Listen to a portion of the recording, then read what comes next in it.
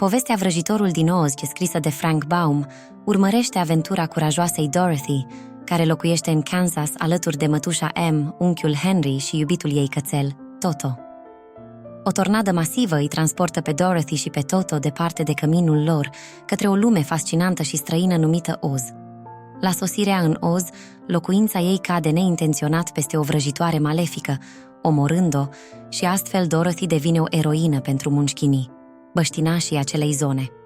Cu toate acestea, singurul ei dor este de a se întoarce acasă. Îi este dezvăluit că vrăjitorul din Oz, care reședințiază în orașul de Smarald, este singurul ce o poate ajuta să revină în Kansas. În căutarea sa pentru a ajunge la orașul de Smarald, Dorothy face cunoștință cu 3 însoțitori neobișnuiți, fiecare având o dorință specială. Unul este Sperietoarea, care ansează să posede un creier pentru a gândi mai bine. Următorul este Omul de Tinichea, care aspiră să aibă o inimă, permițându-i să simtă emoții. Al treilea, un leu timorat, vrea să dobândească curajul de a se confrunta cu provocările vieții. Pe măsură ce aventura lor progresează, grupul întâmpină diverse provocări care le testează și le dezvăluie adevăratele calități, pe care le considerau absente.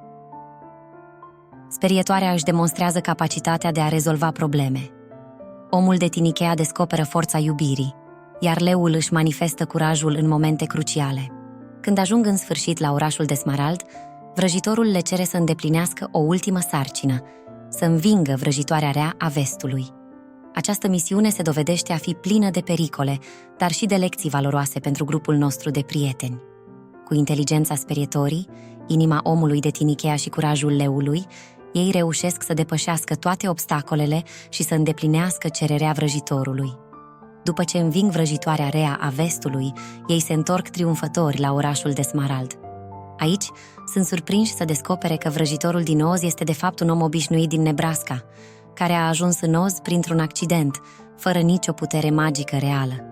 Cu toate acestea, prin înțelepciune și ingeniozitate, el reușește să îi ajute pe prieteni să își realizeze dorințele. Chiar dacă vrăjitorul nu deținea abilități magice autentice, el își folosește priceperea și creativitatea pentru a le oferi prietenilor lui Dorothy ceea ce își doreau cel mai mult. Pentru Sperietoare, el pregătește un certificat, simbolizând erudiția și acumenul său. Omului de Tinichea îi înmânează un inimioară de catifea ca reprezentare a sentimentelor și empatiei. Leului îi se decernează o medalie pentru curaj, demonstrând astfel tăria sa interioară. Pentru a facilita întoarcerea Dorotei în Kansas, vrăjitorul sugerează călătoria cu un balon cu aer cald.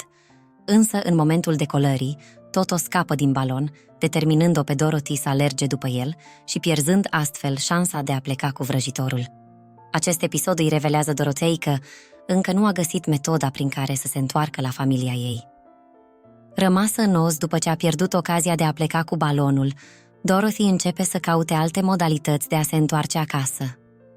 În cele din urmă, ea află de la Glinda, vrăjitoarea bună a Sudului, că încălțămintea magică pe care a purtat-o de când a ajuns în Oz are puterea de a o duce oriunde dorește.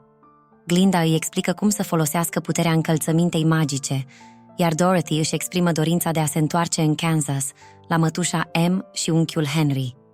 După ce își exprimă dorința, Dorothy și Toto sunt transportați instantaneu înapoi în Kansas, unde sunt întâmpinați cu bucurie de mătușa M și unchiul Henry. Reîntoarcerea lor acasă este plină de emoție și fericire, marcând sfârșitul aventurilor lor extraordinare în Oz. Revenirea în Kansas nu înseamnă doar sfârșitul unei călătorii incredibile, ci și începutul unei noi etape în viața Dorotei. Pe măsură ce își îmbrățișează familia, își dă seama că aventurile prin care a trecut în Oz i-au oferit lecții valoroase despre curaj, compasiune și inteligență. Dorothy își recapătă nu doar căminul, ci și o înțelegere mai profundă a vieții și a valorilor importante. Povestea Vrăjitorul din Oz se încheie cu o notă de speranță și învățătură, reamintindu-ne că, indiferent de călătoriile pe care le întreprindem, adevărata magie se găsește în noi înșine și în puterea de a reveni acasă, unde inimile noastre aparțin cu adevărat. Dorothy și Toto, acum acasă, privesc spre viitor cu optimism și recunoștință pentru tot ceea ce au trăit.